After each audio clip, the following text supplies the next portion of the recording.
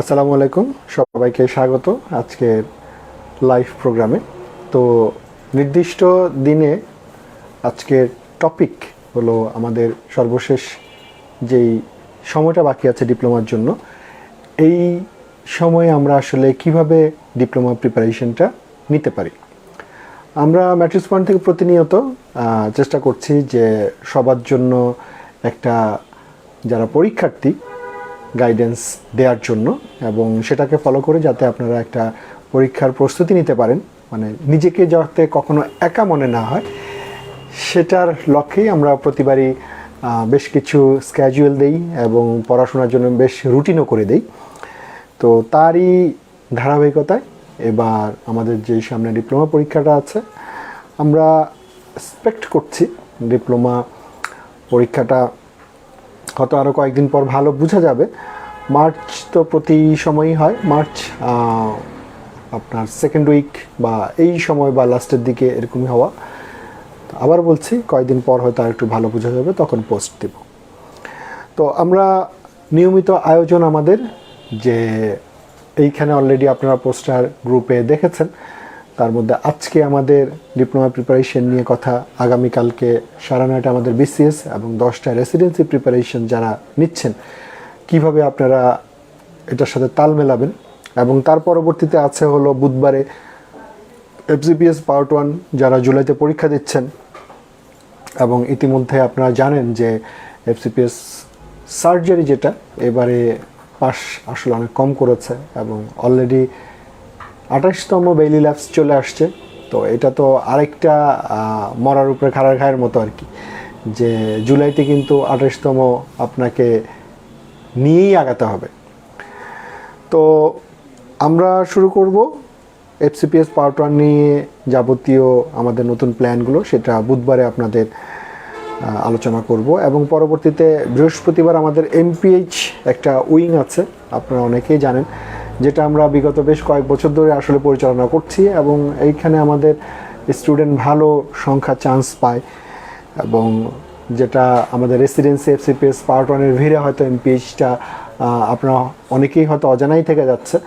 তো এইটা নিয়েও আমাদের সামনে বেশ কিছু পরিকল্পনা আমরা থার্সডেতে আপনাদের সাথে শেয়ার করব। তো আজকের প্রথমত আমরা যেটা ডিপ্লোমা নিয়ে কথা বলি, এমফিল ডিপ্লোমা। তো ইতিমধ্যে আপনারা জানেন যে এমফিল ডিপ্লোমা পরীক্ষাটা 100 নম্বরের হয়ে থাকে, এবং এইটার syllabus, content, everything, question pattern সব কিছুই আপনার রেসিডেন্সি স্টাইলে। তো যারা রেসিডেন্সি প্রিপারেশন নিয়েছেন, মানে গতবার রেসিডেন্সি পরীক্ষা দিয়েছেন, এবং যারা হয়নি কিন্তু প্রিপারেশন একটা ভালো পর্যায়ে ছিল, এবং পাশাপাশি সামনে আপনারা ডিপ্লোমা দিবেন, তো আপনারা কিছুটা হলে এগিয়ে থাকবেন, এটাই স্বাভাবিক। কিন্তু এই সামনের 2 থেকে আড়াই মাস যদি আমরা পেয়ে থাকি, তাহলে এইখান থেকে কিন্তু আপনার ভালো একটা প্রিপারেশন নেওয়া সম্ভব যদি আপনি চান। তো এখন এটা আসলে কিভাবে হতে পারে আপনাকে বলে নেই, যে 100 নম্বরের যে পরীক্ষা আছে, এইখানে ক্লিনিক্যাল কোশ্চেন একটা ফ্যাক্ট হয়ে দাঁড়িয়েছে। তো ক্লিনিক্যাল কোশ্চেন আসলে কতগুলো থাকবে? ক্লিনিক্যাল কোশ্চেন থাকে অ্যারাউন্ড লাস্ট, যদি আমরা পরীক্ষার কথা চিন্তা করি, তাহলে সেই ক্ষেত্রে 25 থেকে 28টা ক্লিনিক্যাল কোশ্চেন সেখানে থাকে। তো এইটা নিয়ে আসলে ঘাবড়ানোর কোনো কারণ নাই। ম্যাট্রিক্স পয়েন্ট প্রতিবারই বেসিক পার্টটুকু এবং ক্লিনিক্যাল পার্টটুকু নিয়ে সব কিছুই একটা অ্যারেঞ্জমেন্টের মধ্যেই থাকে, এবং অত্যন্ত গুছানো প্রোগ্রাম সেই 2016 থেকে চলে আসছে। এবং আমরা এই সর্বশেষ 2 মাসের জন্য আপনাদেরকে চেষ্টা করছি একটি রুটিন তৈরি করে দেওয়ার জন্য, যেখানে আপনাদের থাকবে যে আপনি প্রতিদিন সকাল, দুপুর এবং রাত্র এর মধ্যে কতটুকু শেষ করবেন এবং কি পড়বেন, এই জায়গাগুলো আমাদের আসলে ক্লারিফাই করব আমরা। এটার একটা কনসিকুয়েন্স থাকবে। আজকে যেরকম আপনার ডিপ্লোমা নিয়ে কথা বলছি, এর পরবর্তীতে আপনাদের একটা রুটিন দেওয়া হবে, সেই রুটিন অনুযায়ী আপনারা সেই ক্লাসগুলো বা আপনারা নিজের বাসায় যেভাবে পড়ছেন সেভাবে আপনি পড়বেন। এবং সেই রুটিনে আমরা চেষ্টা করব যে সবগুলো টপিক যাতে উঠে আসে, এবং আপনি যাতে রিভিশন দিতে পারেন, তারও একটা কনসিকুয়েন্স সেখানে থাকবে। এখন বিষয় হলো যে আমরা আসলে এই এমফিল ডিপ্লোমা জায়গাগুলোতে কি বই আসলে ফলো করতে পারি। এখানে খুবই লক্ষণীয় যে আমরা দেখা যায় যে প্রিপারেশনের পাশাপাশি কিভাবে প্রিপারেশন নিব, কোন প্রোগ্রামগুলোতে আসলে আপনার জানা উচিত, এই বিষয়গুলো থেকে অনেকে একটু কনফিউজড। বিভিন্ন ধরনের প্রোগ্রাম আসলে সেট করা আছে। তো প্রতিনিয়ত আপনাকে মনে রাখতে হবে যে আসলে আপনার অলওয়েজ একটা কনক্রিট প্রিপারেশনটা আগে দরকার, যেটা কনসেপ্ট বেসড। এবং প্রতিবারই আমি কথাটা বারবার বলি, কনসেপ্ট বেসড এই কারণেই যে আমাদের প্রশ্নের প্যাটার্নগুলো প্রতিনিয়ত আসলে চেঞ্জ হচ্ছে, চেঞ্জ হচ্ছে। এবং আমি যদি আপনাকে একটা এক্সাম্পল দিই, যে প্যাথোলজি, জেনারেল প্যাথোলজি যে জায়গাটা বলি, সেখানে সেল ইনজুরি একটা চ্যাপ্টার আছে, ইনফ্লামেশন আছে, নিওপ্লাসিয়া আছে, তারপরে আপনার সেখানে হিলিং রিপেয়ার আছে এবং হিমোডাইনামিক্স আছে। তো আগে যেটা দেখা যেত যে হয়তো ইনফ্লামেশন থেকে প্রশ্ন আসলো 4টা, নিওপ্লাসিয়াতে দেখা গেল 6 থেকে 7টা, সেল ইনজুরি থেকে দেখা গেল 4 থেকে 5টা। এটা মোটামুটি একটা অলিখিত বিষয় ছিল। কিন্তু বর্তমানে বিষয়গুলো আসলে এমন থাকছে না। হতে পারে যে আপনার হিলিং রিপেয়ার থেকে চলে আসলো 6-7টা, নিওপ্লাসিয়া থেকে হয়তো আসলো 2টা। এই জাতীয় জায়গাগুলো একটু বেশি ঘটছে। আমি যদি আপনাকে অ্যানাটমির কথা বলি, অ্যাবডোমেনের মতো এত সুন্দর, এত বড় এবং প্রশ্ন আসার মতো এরকম বেশ কিছু টপিক আছে। দেখা যাচ্ছে যে অ্যানাটমি থেকে যেখানে 7-8-9টা প্রশ্ন আসার কথা, মানে অ্যাবডোমেন থেকে, সেখানে দেখা যাচ্ছে যে হয়তো আপনার অ্যাবডোমেন থেকে 1টা বা 2টা প্রশ্ন আসলো, থোরাক্স থেকে হয়তো বেশি আসলো।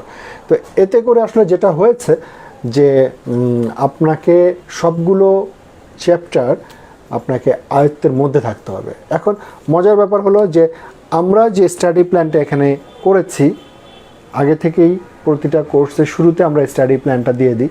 এটা আমাদের একটা কন্টেন্ট লিস্ট, যেটা রেসিডেন্সি এবং এমফিল ডিপ্লোমার ক্ষেত্রে প্রযোজ্য। আপনি যদি একটু খেয়াল করেন, এটা আমরা প্রতিবারই গ্রুপে দিয়ে দিই, অথবা হার্ড কপি যাদের প্রয়োজন, আপনারা যারা অফিসে আসেন দেখা করতে, কথা বলতে, আপনাদেরকেও দিয়ে দেওয়া হয়। মানে যে কোনোভাবে এটা কালেক্ট করার সুযোগ আছে। এবং এইখানে এমনভাবে লেকচারটা করা, অ্যারাউন্ড প্রায় 32 লেকচার, এবং সেখানে 26টা লেকচার সবার জন্য সেম। বাকি পার্থক্য হয়ে যায় এমফিল ডিপ্লোমা এবং রেসিডেন্সিতে ক্লিনিক্যাল পার্টটুকু। এবং ক্লিনিক্যাল পার্টে যারা ফ্যাকাল্টি অফ মেডিসিন দিচ্ছেন তাদের জন্য আলাদা, যারা সার্জারি দিচ্ছেন তাদের জন্য আলাদা, বেসিক যারা দিচ্ছেন তাদের জন্য আলাদা, এবং পেডিয়াট্রিক যারা দিচ্ছেন তাদের জন্য আলাদা।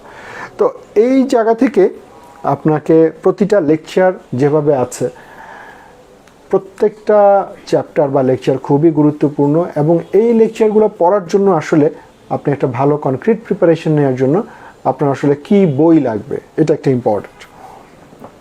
স্টাডি মেটেরিয়াল যেটাকে আমরা বলি, ইতিমধ্যে আপনারা দেখেছেন যে আমরা গ্রুপে, মানে আমাদের ফেসবুক গ্রুপ, যেটা matrix point for medical post graduation, এই ফেসবুক গ্রুপে আমরা একটা পোস্ট দিয়েছি যে এমফিল ডিপ্লোমা বা রেসিডেন্সি প্রিপারেশনের জন্য আপনি কি পড়বেন, কতটুকু পড়বেন, কি বই লাগবে, এগুলো যদি কেউ জানতে চান, এগুলো আপনারা যদি সহজেই আপনি পেতে চান, তাহলে কমেন্টে আপনাকে ফ্যাকাল্টিটা লেখার কথা বলা হয়েছে অথবা কমেন্টের কথা বলা হয়েছে।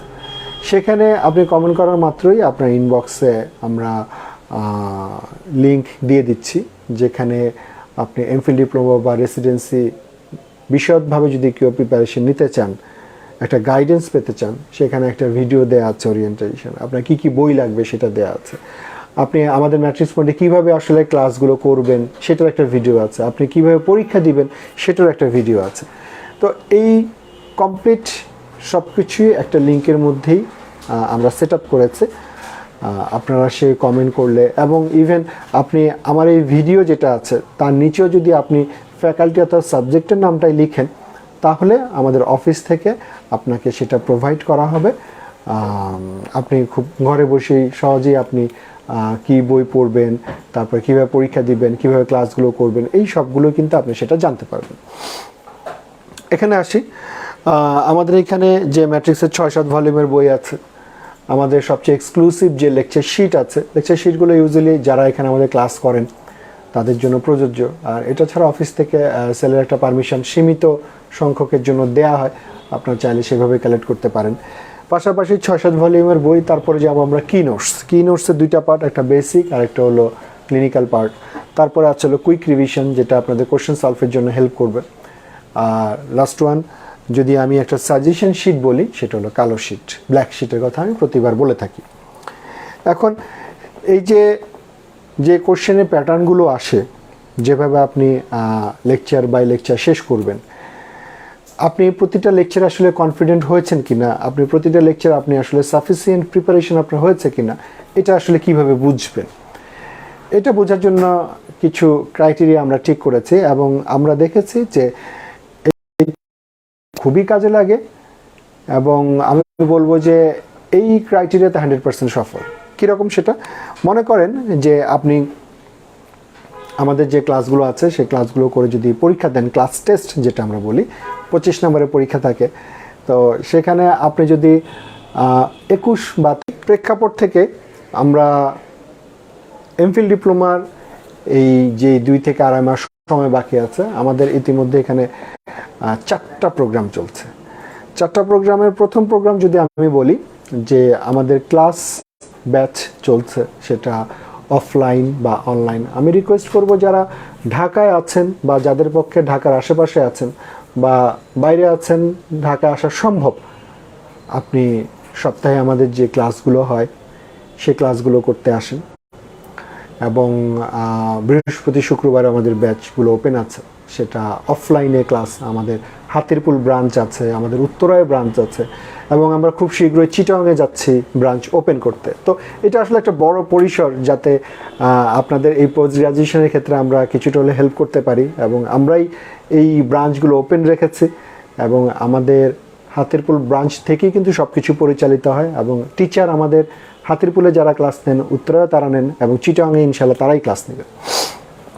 যেটা বলছিলাম, তো এই অফলাইন ক্লাসের পাশাপাশি আমাদের অনলাইনেও ক্লাস ব্যবস্থা আছে এবং সেটা আপনি আমাদের যে অনলাইন ক্লাসগুলো আছে এক একটা 3, 4, 4.5, 5 ঘন্টা পর্যন্ত, সেটা আপনি বাসায় দেখতে পারেন এবং তারপরে আপনি এক্সামগুলো দিলেন। এটা তাহলে একটা ব্যাচ। দ্বিতীয় একটা ব্যাচ যে শুধু আপনি এক্সাম ব্যাচে যদি অ্যাডমিশন নেন, সেখানে আমাদের এক্সাম ব্যাচের সবচেয়ে গুরুত্বপূর্ণ বিষয় হলো যে যারা ক্লাস করে পরীক্ষা দিচ্ছেন এবং আপনারা যারা শুধু এক্সাম দিচ্ছেন, প্রত্যেকেই মেরিট লিস্ট আমরা একসাথে সফটওয়্যারের মাধ্যমে নিয়ে আসতে পারি। এবং আরও মজার ব্যাপার হলো, মনে করেন আজকে আপনি সেল ইঞ্জিনি পরীক্ষা দিয়েছেন, আপনি পেয়েছেন 20, ফার্স্ট হয়েছেন। 1 সপ্তাহ পরে যদি সেল ইঞ্জিনি পরীক্ষাকে 21 দেয়, তাহলে সে ফার্স্ট হবে। অর্থাৎ আপনি যখনই পরীক্ষা দেন না কেন, সফটওয়্যার তার অটো পারমুটেশন কম্বিনেশনের মাধ্যমে যে সবচেয়ে বেশি নাম্বার হয়েছে তাকে ফার্স্ট দেখাবে, মানে আপনার সিরিয়ালটা পরিবর্তন হয়ে যাবে। এবং এই এক্সাম ব্যাচে 59 এক্সাম আছে, ক্লাস টেস্ট আছে, আমাদের অলরেডি এটা নিয়ে গ্রুপে পোস্ট আছে। আপনারা এই পরীক্ষার মাধ্যমে নিজেকে যাচাই করার যথেষ্ট সুযোগ পাচ্ছেন। ক্লাস টেস্টে পরে হাফ সাবজেক্ট ফাইনাল এবং লাস্ট অফ অল আপনার মক টেস্ট বিষয় থাকে। নেক্সট আমরা যে ব্যাচের কথা বলবো, যে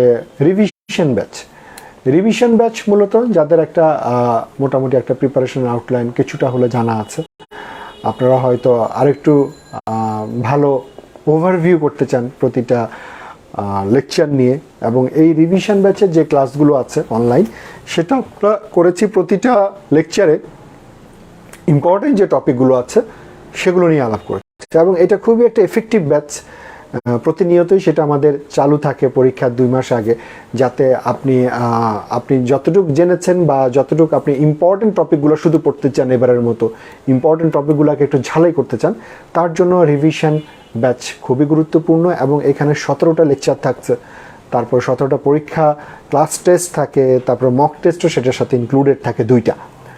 এবং পাশাপাশি এই রিভিশন ব্যাচের গুরুত্ব যে কতটুকু আপনার ক্লাস করলে আসলে সেটা বুঝতে পারবেন। এবং আমরা আরেকটা প্রোগ্রামের কথা যদি বলি, এটা দেখছি এখন খুব হাইপড একটা ব্যাচ, যে 10 ইয়ার্স কোয়েশ্চেন সলভ। বিগত বছরের এমফিল ডিপ্লোমা এবং রেসিডেন্সিতে যে প্রশ্নগুলো ছিল, সেখান থেকে আমরা লেকচার ওয়াইজ মিনস হলো যে আপনাকে দেখিয়েছিলাম আমরা যে কন্টেন্ট লিস্ট যেই ছিল, সেখানে 28টা ক্লাস আমরা রেখেছি। সেখানে আমরা প্রতিটা ক্লাসে ইম্পর্টেন্ট, মনে করি সেল ইঞ্জুরি যদি আমি আবার এক্সাম্পল দিই, সেখান থেকে গুরুত্বপূর্ণ যেই প্যাচযুক্ত কোশ্চেনগুলো আছে সেগুলো আমরা নিয়ে এসে সেগুলো আমরা সলভ করেছি, বিভিন্নভাবে আলোচনা করেছি, ইম্পর্টেন্ট কিছু টপিক নিয়ে আলোচনা করেছি, যাতে আপনি মাথাটা খুলে যায়, আপনি প্রশ্ন সম্পর্কে একটা গুরুত্বপূর্ণ ধারণা নিতে পারেন। এবং পাশাপাশি আপনাকে বলছি যে আপনি প্রিভিয়াস কোশ্চেন আসলে কেন সলভ করবেন। এমন না যে প্রিভিয়াস কোশ্চেন সলভ করলে আপনি কমন পাচ্ছেন সেজন্য, নো, এটা সলভ করতে হবে, অবশ্যই হবে। কেন? এটা সলভ করলে আপনার প্রশ্নের ম্যারিটগুলো বুঝতে পারবেন, আপনার প্রশ্নের যে স্টেমের প্যাচগুলো আছে সেগুলো বুঝতে পারবেন। এতে করে আপনার মাথা আসলে খুলে যাবে যে আসলে একটা প্রশ্ন অ্যান্সার করার জন্য কত দিক চিন্তা করতে হবে। এবং আমরা আমাদের যে প্রশ্নগুলো করি, ইতিমধ্যে আপনারা জানেন যে আমাদের প্রশ্ন খুবই স্ট্যান্ডার্ড, এবং লাস্ট রেসিডেন্সির মক যারা 60+ ছিলেন প্রত্যেকেই চান্স হয়েছে, তো সাবজেক্ট ভেদে। হ্যাঁ, এবং আমরা সেটাতে একটা অ্যাজাম্পশন করতে পারি যে আপনি আসলে কোন সাবজেক্টে দিলে ভালো একটা রেসপন্স হতে পারে। তো এই প্রিভিয়াস কোশ্চেন সলভ করার একটা গুরুত্বপূর্ণ বিষয় হলো আমরা প্রশ্নগুলোতে যে প্যাচগুলো ক্রিয়েট করি, আপনি যদি প্রিভিয়াস কোশ্চেনগুলো সলভ করেন তাহলে আমাদের কোশ্চেনগুলো ভালো একটা রেসপন্স আপনি দিতে পারবেন। এবং পরীক্ষার হলে গিয়ে আপনাকে এই প্যাচযুক্ত প্রশ্নগুলো নিয়ে খুব মাথা গরম হয়ে যায়, ব্যাপারটা কিন্তু এরকম না। আপনার মনে হবে যে ম্যাট্রিক্সে বসেই আপনি পরীক্ষা দিচ্ছেন, এবং যারা চান্স পেয়েছেন প্রত্যেকেরই একই রকম কথা, আপনাদের প্রশ্নটা। আচ্ছা, আমরা প্রায় শেষ পর্যায়ে, যেটা বলছিলাম যে অনেকেই কারো হয়তো গ্যাপ পড়ে গেছে, কারো হয়তো ইন্টার মাত্র শেষ করেছেন, কেউ হয়তো বেশ কয়েকবার পরীক্ষা দিয়েছেন, কিন্তু আপনি আসলে বুঝতে পারছেন না যে প্রিপারেশনটা আসলে কিভাবে নিলে আপনার জন্য অনেক বেশি ফ্রুটফুল হবে। তো আপনাদের জন্য আমি প্রতি সপ্তাহে 2 দিন ম্যাট্রিক্স পয়েন্টে ক্যারিয়ার কাউন্সিলিং করি, এবং সেটা অ্যাপয়েন্টমেন্ট বেসড। আমাদের পোস্টারগুলোতে যে ফোন নাম্বারগুলো আছে সেখানে ফোন করে আপনি একটা অ্যাপয়েন্টমেন্ট নিতে পারেন, এবং সেটা অনেক বেশি এফেক্টিভ আপনার জন্য হবে। এবং ইতিমধ্যে অনেক ডক্টর আসছেন, চেষ্টা করছি যে আমরা এই জায়গাতে আপনাকে ভালো একটা গাইডেন্স দিয়ে এই যাত্রাটা অন্তত পার করতে পারেন সেই জন্য। তো সর্বশেষ আমি যদি আবার এমফিল ডিপ্লোমার প্রিপারেশনের জায়গাটাতে আসি, যে আমরা কিভাবে পড়াশোনাটা শেষ 2 মাস, আমরা যেটা বলবো যে একটা রুটিন করতে হবে আপনাকে। সেই রুটিনে আমাদের কন্টেন্ট লিস্টের যে লেকচারগুলো আছে সেখানে থাকবে, এবং আমরা নিজেরা একটা করে দিব। আপনি সেটাকে হয়তো পরিমার্জন করে, কাটছাট করে, অথবা সেটাকে মেনটেন করে আপনি অবশ্যই যদি প্রিপারেশনটা নিতে পারেন, আমার মনে হয় যে এটা আপনার জন্য খুব গুরুত্বপূর্ণ একটা ভূমিকা পালন করবে। এবং সর্বশেষ আমি যদি আরেকটু কথা বলি, যে লাস্ট রেসিডেন্সিতে যেই প্রশ্ন এসছিল সেখানে একটা বড় অংশ আমাদের ম্যাট্রিক্সের যে শিট এবং আমরা যে সাজেশন দিয়েছিলাম সেই টপিকগুলো থেকে কমন। তবে আপনাকে এটা জানিয়ে রাখছি, শুধু টপিকগুলো আসলে নিজের মতো করে পড়লেই কিন্তু সেখানে সমাধানটা আসলে হয়ে পাওয়া যায় না। এবং আপনাদেরকে আমি বারবার বলবো যে টপিকের কনসেপ্টগুলো বুঝতে হবে, এবং সেটা হবে পরীক্ষামুখী। আপনাকে বলবো যে ম্যাট্রিক্স পয়েন্টের যে ক্লাসগুলো আছে সেটা যদি আপনার পক্ষে সম্ভব হয় তাহলে অন্তত একবার করার জন্য, অনলাইন বা অফলাইন যেভাবেই হোক। তবে আমি যদি বলি আপনার পক্ষে যদি সম্ভব হয় অফলাইনে ক্লাসগুলো করা, আপনি এখানে অফলাইনের ক্লাসগুলোতে সংযুক্ত হবেন, তাহলে আপনার জন্য অনেক বেশি ইফেক্ট হবে। সময় যেহেতু ইনভেস্ট করবেন, একবার ভালোভাবে ইনভেস্ট করেন। একবার প্রিপারেশন যদি আপনি আপনার অনুকূলে নিতে পারেন, সামনে যে পরীক্ষায় আসুক না কেন আপনার জন্য সেটা কোনো বাধা হয়ে থাকবে না। এবং এই জায়গাটা থেকে আমি বলতে চাই যে আপনি সামনে যে কয়দিনই আপনি সময় পাচ্ছেন পরীক্ষার জন্য, এবং সেখানে সবার প্রথমে প্রয়োজন হলো একটা কনক্রিট প্রিপারেশন।